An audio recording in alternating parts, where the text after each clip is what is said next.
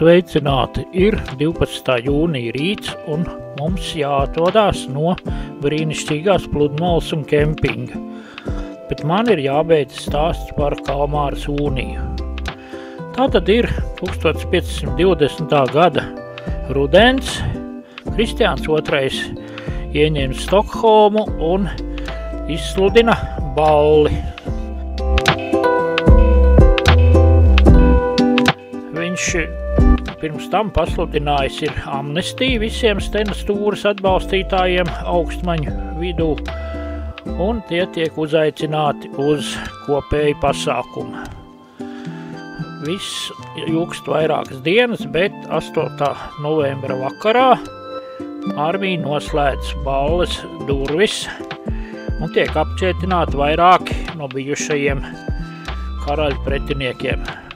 Arī citviet pilī notiek aresti, jo arhibīskaps Gustavs Trolle ir sastādījis veselu sarakstu, kurā iekļauti visi Stena Stūres atbalstītāji Zviedrijas augstākajā sabiedrībā. 9. novembra rītā tiek organizēta tiesas sēde arhibīskapa Trolles vadībā, kurā visus arestētos apvaino ķecerībā, jo jau pirms vairākiem gadiem viņi ir mēģinājuši patriekt Trolli no viņa ieņemamā amata. Tās pašas dienas pusdienlaikā sākās eksekūcija Stokholmas centrālajā laukumā. Ar nāvi tiek sodīti 82 cilvēki, tostarp 2 bīskapi, 14 augstmaņi, 3 birģermeistari, 14 pilsētas padomnieki un vēl vairāki 10 Stokholmas iedzīvotāji.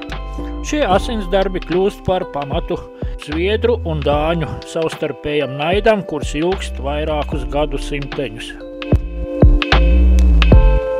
Pēc brīža jūs fonā redzēsiet reportāžu no Brosarpas brīvdabas dzelzceļa muzeja, bet es turpinu stāstu par Zviedru brīvības cīņām. Un tagad laiks jūs iepazīstināt ar nākamo Zviedrijas karali Gustavu Vāsu. Gustavs ir bagāta zemes īpašnieka Ērika Johansona dēls, kurš savulaik ar viltu kopā ar 5 citiem Zviedrijas augstāko apriņu pārstāvjiem nonācis Dāņu gūstā un atrodās Kalo pilī Dānijā. 1519. gadā viņš izbēg no ieslodzījuma un aizceļo uz Lībeku, bet jau nākamā gadā izkāpj Zviedrijas krastā dienvidos no Kalmāras. Arī viņš tiek uzaicināts uz Kristiāna II kronēšanu un tai sekojošo balli Stokholmā, taču noraida šo ielūgumu un dodās uz Rācnu netālu no Gipsholmas pils. Slaktiņā tiek nogalināts viņa tēvs Ēriks Johansons un tēvots Johims Brāhe.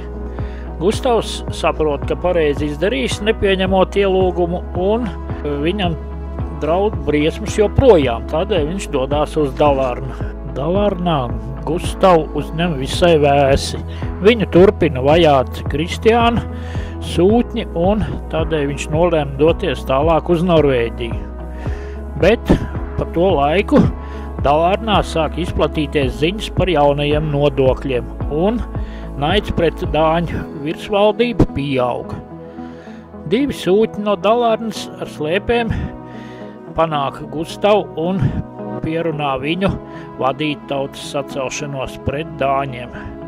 Par godu šim notikumam 90 km garajā maršrutā Sālarna Mora katru pavasari notiek populārais slēpošanas kross Vassalopet, bet mēs atgriežamies 500 gadus tālā pagātnē. 1521. gada sākumā Gustavs tiek nozīmēts par dumpinieku kapteini, un aprīlī pie Bambākas pārceltūs notiek pirmā kauja ar karaļu karaspēku, kurā dumpinieki gūst pārliecinošu uzvaru. Dumpinieki ieņem Vasterasas pilsētu un līdz ar to gūst pieeju tās tūmā esošajām vara un sudraba raktuvēm.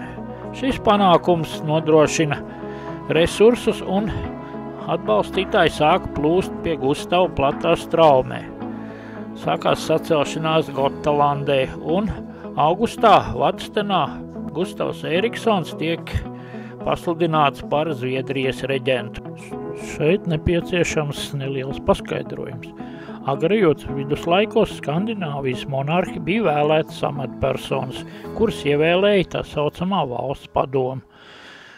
Šo padomi, protams, veidoja aristokrātija un bagātie zemes īpašnieki pārstāvi.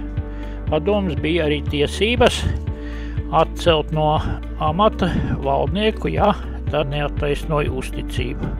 Un tieši tas notika ar Kristiānu II 1522. Gada ziemā. Par Dānijas karali kļūst Frederiks I. Savukārt Zviedrijā valsts padomes locekļi sāk atbalstīt Gustavu Eriksonu, bet dāņu piekritēji bēga uz Dāniju vai tos vienkārši nogalināja. Gustavu pārstāvi veda sarunas ar Lībekas brīvpilsētu un piedāvāja tirdzniecības privilēģijas nākotnē, kā arī garantētu aizdevumu atmaksu. Tas tirgotājiem patika daudz labāk nekā dāņu monopolizētais Kalmāras unijas piedāvājums, un viņi atbalsta dumpinieki.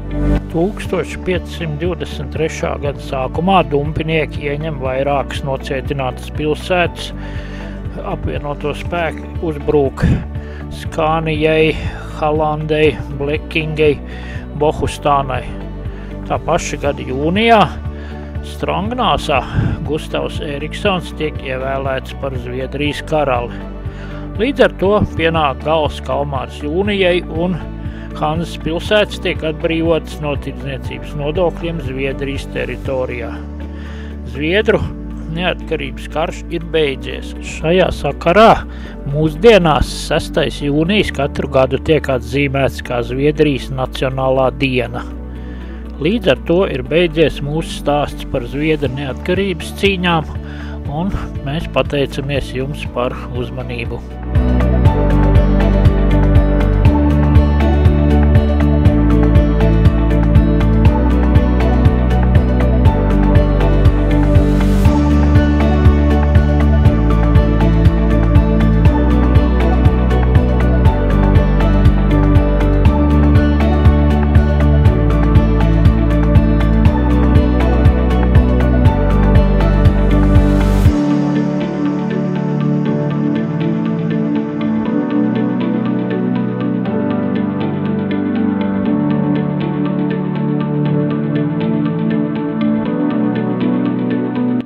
Pa to laiku ir beigusies arī mūsu nelielā ekskursija pa Brosarpas dzelzceļa muzeju, kurā var redzēt ne tikai tādas transporta līdzekļus, kas pārvietojās pa sliedēm, un mēs dodamies tālāk, jo mūs lūk gaida tieši šāds transporta līdzeklis, kurš jau uzticīgi kalpo mums kādus 800 pāri kilometrus.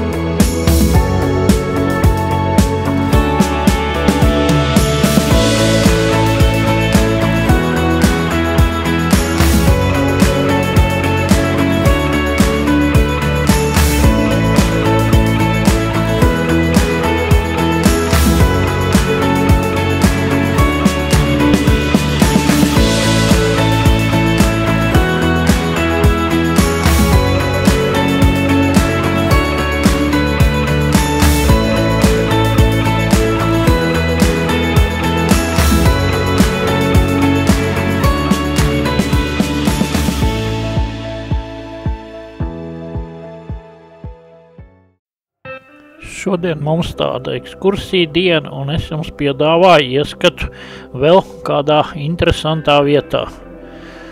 Šeit ir baznīca, un ap baznīcu, protams, ir kapu lauks. Gluži tā kā latviešu tradīcijās, jo ticība ir viena, un arī bēru, kā saka, visi paradumi ir ļoti līdzīgi.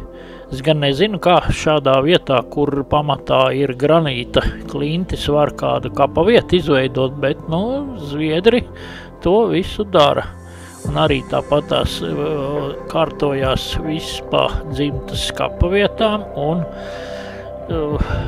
ļoti rūpīgi tiek sakopts viss un izdekorēts ar dažādiem augiem un ziediem.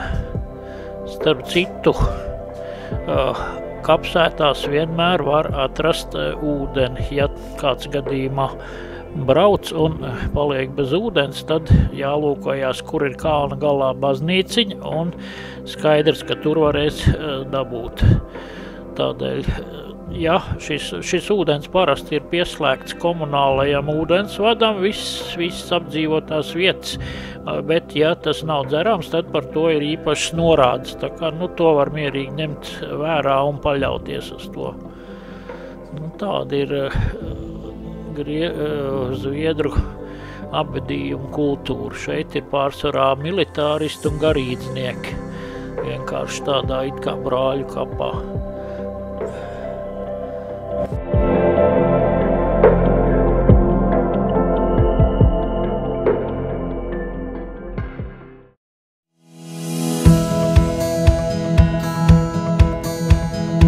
Mēs sasniedzam 17. gadsimtenī celtu ģimenes īpašumu, pazīstams ar nosaukumu Mārsvinsholmas pils. Pili ietver liels parks, kurā atrodas skulptūru izstāde, kas tiek papildināta katru gadu, un visapkārt saglabājušās arī vecās saimniecības ēkas. Visu īpašumu ietver plaši zemeņu lauki. Jāatzīmē, ka zemenes Dienvidu Zviedrijā ir ļoti izplatīta kultūra, un jau jūnija sākumā jūs katrā lielveikalā varat nopirkt šos sulīgos un gardos produktus.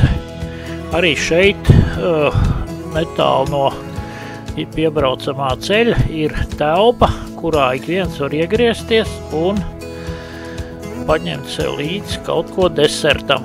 Liels demeņoga pie mājas stūra kalpo kā reklāma.